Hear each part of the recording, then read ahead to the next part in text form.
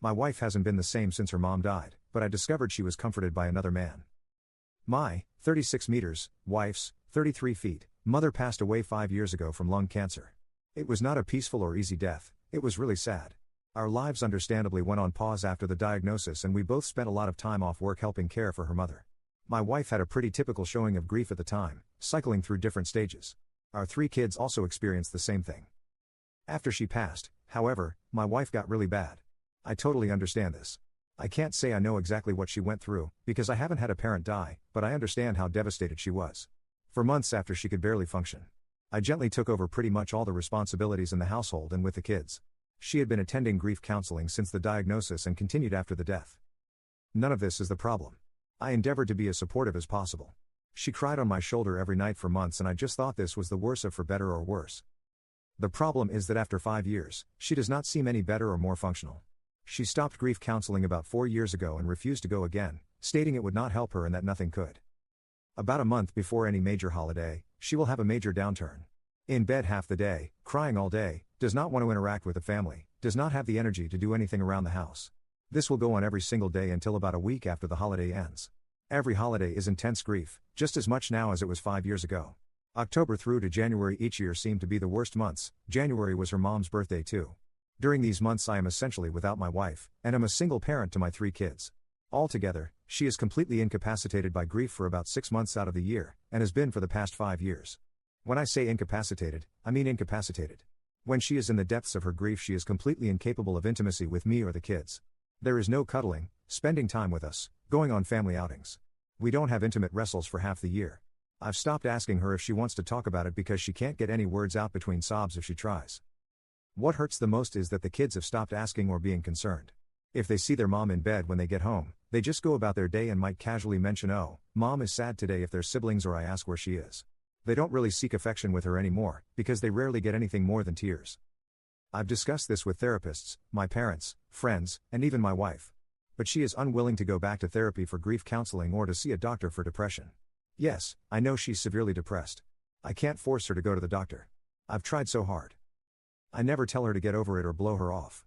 On my worst days I just give space and leave her be. Most days I try to offer her some comfort. If you want to judge me for leaving her alone, whatever, but know that I feel like I essentially have caretaker fatigue at this point.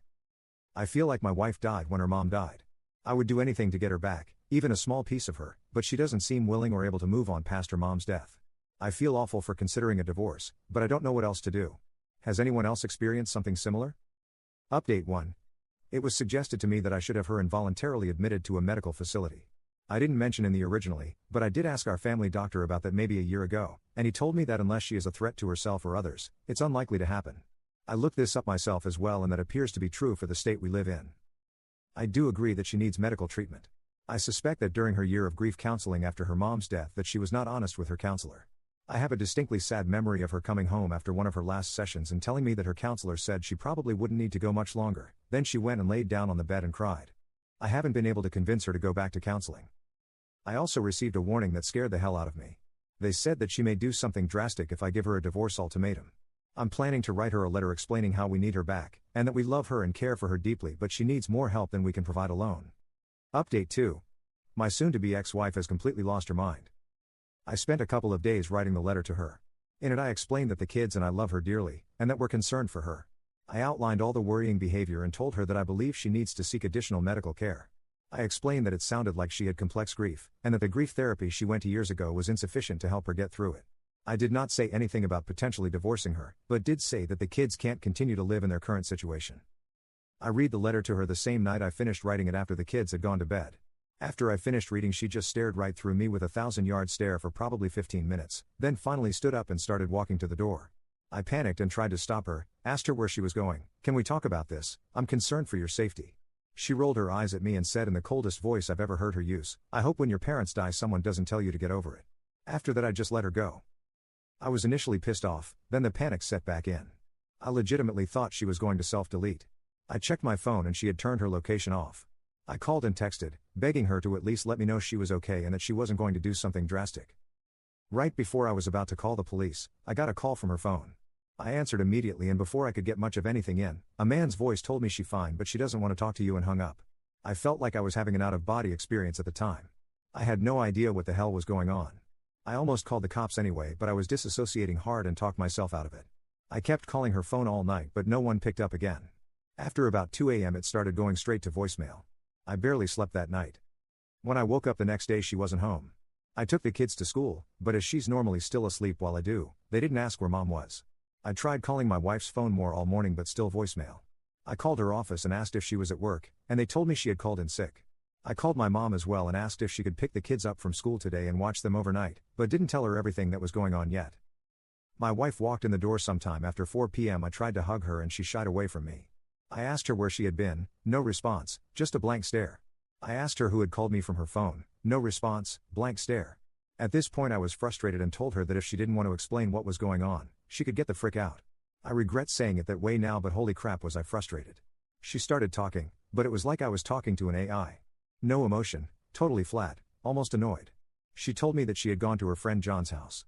I had no idea who John was. Over a 2-hour or so conversation where I had to pry details out of her, I got most of the story. She was answering like a lawyer, basic answers, no details or context outside of exactly what I was asking her. Basically, John is a coworker. I've met the dude once or twice at office party type events but never really talked to him. I never saw him hanging out with my wife or showing interest in her.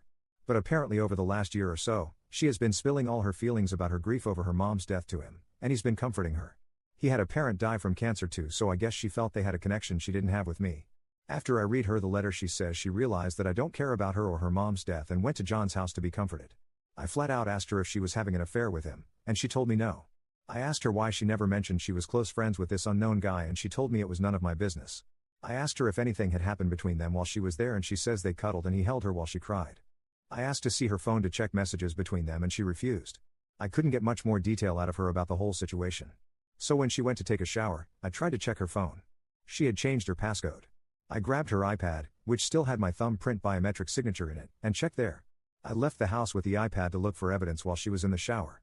I did not immediately see any messages to her from a John, but after digging briefly, I found it. She had put him in as Stacy in her contacts, but it was obviously him. There were texts going back well over a year. A lot of her talking about her mom, a lot of him comforting her. A lot of him telling her I don't really care about her, and that he would never treat her that way if they were married. All of her replies were in agreement. A lot of texts from her complaining about me. A lot of him trash-talking me. The night she left, she had texted him, "Frick it, I'm on my way over if the offer is still there," followed by an immediate yes. Reply. Then the next morning, a text from her to him saying if he asks, "We just talked." I threw up out my car door in a Walmart parking lot for 20 minutes. I came home and found her on the couch on her phone, seemingly unconcerned or unaware I had even left. I told her that I knew, and that she needed to leave. Again she just stared at me for a while, not responding, until I got aggravated and told her to get out of the house. She immediately got up, told me John was right about you, and left. I haven't seen her since. I told the kids she went to visit her parents. I need to divorce her, but going through custody is dizzying. I feel paralyzed and haven't made a move yet. I know she's lost her mind and this is probably some kind of psychotic break, but I just can't care anymore. I put on a brave, numb face to go to work, then for my kids at night, and then cry after they go to bed until I fall asleep. I feel like my life is essentially over. I do feel like John took advantage of her vulnerability, but I don't even want to bother trying to get her to see that he's a predator. She chose this over her family that is stuck with her. I'm leaving her and never looking back.